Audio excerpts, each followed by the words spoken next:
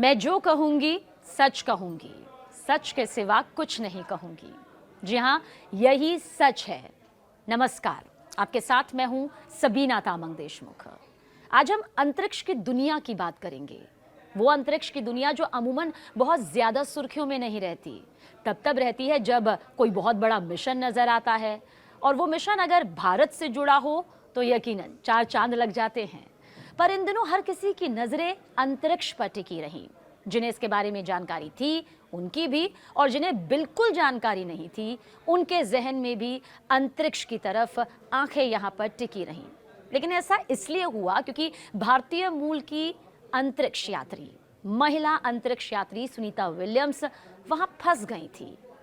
8 दिन का ये सफर था जो 9 महीने के संघर्षपूर्ण, चुनौतीपूर्ण वातावरण में यूं ही टिका रहा। लेकिन आखिरकार नासा के अंतरिक्ष यात्री बुच विल्मोर और भारतीय अंतरिक्ष महिला यात्री सुनीता विलियम्स की सकुशल वापसी यहां पर 9 महीने बाद धरती पर हो चुकी है।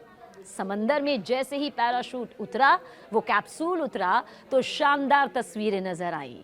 और इसके अलावा 2 और अंतरिक्ष यात्री भी लौट आए, तो चारों की जो सुरक्षित लैंडिंग है वो हो चुकी है। लेकिन क्या खबर सिर्फ इतनी ही है? क्या सच सिर्फ वही है जो इन तस्वीरों के जरिए नजर आता है, या इसके पीछे का भी पूरा सच जानना आज हर किसी की जिम्मेदारी बनती है?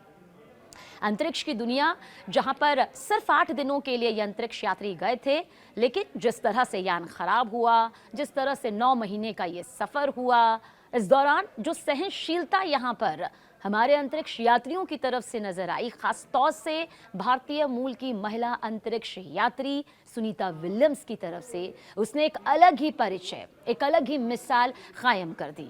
लंबे समय तक अंतरिक्ष में समय बिताया है, ये कोई छोटी बात नहीं है। ऐसा नहीं है कि वहां पर सुख सुविधाओं से जुड़ी या फिर चुनौतियों का सामना करने वाली चीजें नहीं होती हैं, लेकिन कितना मुश्किल होता है ये सफर। और जब धरती पर लौट आते हैं तो वो मुश्किलें किस तरह से बढ़ जाती हैं, ये आज हम आपको यही सच है के जरिए बताने जा रहे हैं। सामान्य जीवन जो है वो एक चुनौतीपूर्ण बन जाता है, क्योंकि अंतरिक्ष यात्री जब लंबे समय तक अंतरिक्ष में रहते हैं तो शरीर में कई बदलाव यहाँ पर आते हैं। सूक्ष्म गुरुत्वाकर्षण, विकिरण और जो एकांत प्रभाव होता है, यानी कि जो सन्नाटा होता है, उसका असर भी शरीर पर पड़ता है। और ये 9 महीने तो यहाँ पर सुनीता विलियम्स ने काटे ही काटे हैं। ऐसे में किन समस्याओं का सामना उन्हें धरती पर आने के बाद करना पड़ सकता है, या जब अंतरिक्ष यात्री अपने यान में अंतरिक्ष का सफर तय करते हैं, एक मिशन को कामयाब बनाकर लौटते हैं, तो उनमें क्या बदलाव आता है? अंतरिक्ष की वो दुनिया और धरती की इस दुनिया में कितना ज्यादा अंतर हो जाता है। देखिए, मांसपेशियों को कहते हैं कि बहुत भारी नुकसान यहाँ पर झेलना पड़ सकता है, हड्डियों को भी नुकसान होता है। सूक्ष्म गुरुत्वाकर्षण, इसका जिक्र इसलिए कहा जा रहा है, किया जाता है क्योंकि पीठ का, यानी कि हमारी पीठ का जो निचला हिस्सा होता है, पैरों का, कोर की मांसपेशियों का जो आकार है, वो जो ताकत होती है, उसकी जो नींव होती है, वो कहते हैं कम हो जाती है। और ऐसा इसलिए होता है क्योंकि इनका इस्तेमाल शरीर के वजन को सहन करने के लिए नहीं किया जाता है। देखिए, जिस तरह से हड्डियां खिसक कर रीढ़, कूल्हों और पैरों में खनिज की कमी के सामने यहाँ पर आ जाती हैं, फ्रैक्चर का खतरा भी बढ़ जाता है। इसलिए जब सुनीता विलियम्स अपने कैप्सूल से बाहर आती हैं तो देखिए किस तरह से उन्हें स्ट्रेचर के सहारे बाहर की तरफ निकाला जाता है, क्योंकि बेबी फीट बन जाता है। ये भी आपको बताएंगे कि क्या होता है। पृथ्वी पर लौटने के बाद दरअसल अंतरिक्ष यात्री खड़े होने में, चलने फिरने में, अपना बैलेंस बनाने में कई तरह से जो कठिनाइयां हैं उसको महसूस करते हैं। स्पेस में दरअसल जो शरीर का वजन होता है वो सहने की जरूरत नहीं पड़ती है। आपने देखा होगा किस तरह से आपको हवा में उड़ते हुए यान के अंदर अंतरिक्ष यात्री नजर आते हैं, क्योंकि माइक्रो ग्रेविटी में वो अपने शरीर का जो वजन है वो हवा में ही महसूस करते हैं, यानी कि भारहीन वो खुद को यहाँ पर पाते भी हैं और होते भी हैं, जिसकी वजह से जो मांसपेशियाँ होती हैं, हड्डियाँ जो होती हैं, वो कहते हैं एक्सपर्ट्स की कमज़ोर हो जाती हैं। खासकर पैर, गर्दन, पीठ की मांसपेशियां कमजोर यहां पर पड़ सकती है। और धरती पर वापसी के बाद तो कई अंतरिक्ष यात्री खड़े होने में, चलने फिरने में, अपना संतुलन बनाने में भी असमर्थ हो जाते हैं। हालांकि ये कुछ दिनों की बात होती है, क्योंकि अंतरिक्ष की दुनिया में रहना और फिर धरती पर वापसी करके यहाँ पर रह पाना, इन दोनों में कहते हैं बहुत बड़ा अंतर होता है। देखिए, पृथ्वी पर आने के बाद एस्ट्रोनॉट को फिजिकल थेरेपी करनी ही पड़ती है। अब सुनीता विलियम्स की वापसी हो चुकी है, विलमोर की वापसी हो चुकी है, तो इस थेरेपी का सामना इन्हें भी करना होगा। मानसिक स्वास्थ्य, जो कि अकेलापन होता है, उससे निपटना भी होता है।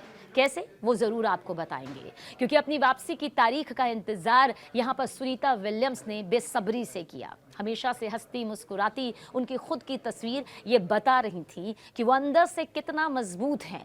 लेकिन एक अंतरिक्ष यात्री जब धरती पर वापसी करते हैं तो यही मजबूती बरकरार रहे, डॉक्टर्स की, विशेषज्ञों की, एक्सपर्ट्स की, जो खासतौर से अंतरिक्ष यात्रियों के लिए यहाँ पर चयनित किए जाते हैं, उन पर भी होती है, ताकि ये बरकरार यहाँ पर रहे। क्योंकि लंबे समय तक अकेलापन, लंबे समय तक जो चिंता होती है, लंबे समय तक जिस तरह से बातचीत यहाँ पर धरती के लोगों के साथ कट जाती है, वो भी इसके पीछे की एक वजह मनोवैज्ञानिक तौर पर बताई जाती है। देखिए, इसलिए कहा जाता है कि परिवार से बातचीत करना, संगीत के संपर्क में रहना, अपने लिए जो भी जिस भी में गतिविधियों में आपकी दिलचस्पी है, वो आपके आसपास यहाँ पर होती रहनी चाहिए। वैसे अंतरिक्ष यात्री के तनाव से निपटने के लिए, सहनशीलता के लिए जो प्रशिक्षित उन्हें किया जाता है, उसका भी उन्हें पूरी तरह से ज्ञान होता है।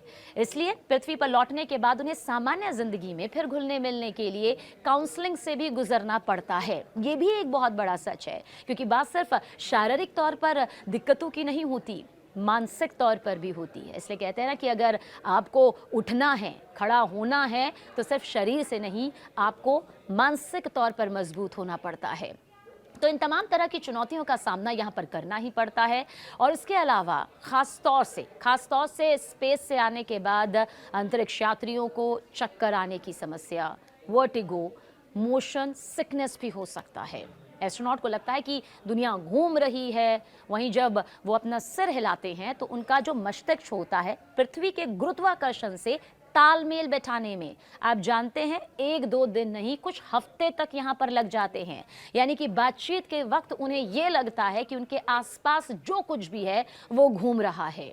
ऐसे में किसी चीज़ पर फोकस करना उनके लिए बहुत बड़ी चुनौती भी बन जाती है। कॉस्मिक विकिरण से लंबी अवधि तक जब संपर्क से प्रतिरक्षा तंत्र, यानी कि जो आपका इम्यून सिस्टम है, वो तक कमजोर हो जाता है। अंतरिक्ष यात्रियों को संक्रमण और घाव भरने में धीमी गति का खतरा हो सकता है, विशेषज्ञ ये भी कहते हैं। और साथ ही साथ हृदय संबंधी जो बीमारियां हैं और इसके अलावा कुछ खतरनाक जोखिम का खतरा यहाँ पर बढ़ सकता है। ये हम डरा नहीं रहे हैं, ये हम बस बता रहे हैं कि अंतरिक्ष की जिस दुनिया को आप धरती से बैठकर देखते हैं, वहाँ रहना, उसकी रेडिएशन में अपना एक लंबा वक्त गुजारना और फिर धरती पर वापसी करना, ये सब देखने में जितना आसान लग सकता है, उतना ही एक अंतरिक्ष यात्री के लिए चुनौतीपूर्ण भी रहता है। देखिए, अंतरिक्ष एजेंसियां मिशन के बाद अंतरिक्ष यात्रियों की प्रतिरक्षा, स्वास्थ्य की निगरानी करती है। उनकी जो जीवन शैली होती है, उसमें बदलाव की सलाह भी देती है। हड्डियों की कमजोरी, रेडिएशन के लगातार संपर्क में रहने से कैंसर का भी खतरा बढ़ता है। रिपोर्ट सामने आती हैं, क्योंकि हम और आप तो धरती पर होने वाले इस रेडिएशन को तक नहीं सह पाते हैं। एक रिसर्च तो ये भी कहती है कि जब आप वाईफाई यूज़ करते हैं ना, इंटरनेट पाने के लिए, वो भी अगर आप पूरे दिन चला कर रखते हैं, रात को सोते वक्त भी चलाते हैं, तो आप अपने लिए और अपनों के लिए कई बीमारियों को बुलावा देते हैं। अगर आप मोबाइल भी अपने पास में रखकर सोते हैं और जो उसकी रेडिएशन होती है वो भी खतरनाक होती है, तो सोचिए यान में किस तरह से अंतरिक्ष यात्री इस खतरे को झेलते हुए अपना मिशन कामयाब करते हैं। अब आप कहेंगे कि सुरक्षा कवच, देखिए सुरक्षा कवच होता है, इसमें कोई दो राय नहीं, लेकिन रेडिएशन जो होता है वो उसे भी कई बार पार कर जाता है, इसलिए एक समय सीमा जो है वो तय की जाती है। जहां तक सुनीता विलियम्स का सवाल है, तो वो महज 7 से 8 दिन के प्रोजेक्ट पर गई थी, लेकिन 9 महीने 13 दिन का यह सफर उन्होंने चुनौतीपूर्ण तरीके से उसी यान में तय किया है। इसके अलावा डीएनए डैमेज हो सकता है।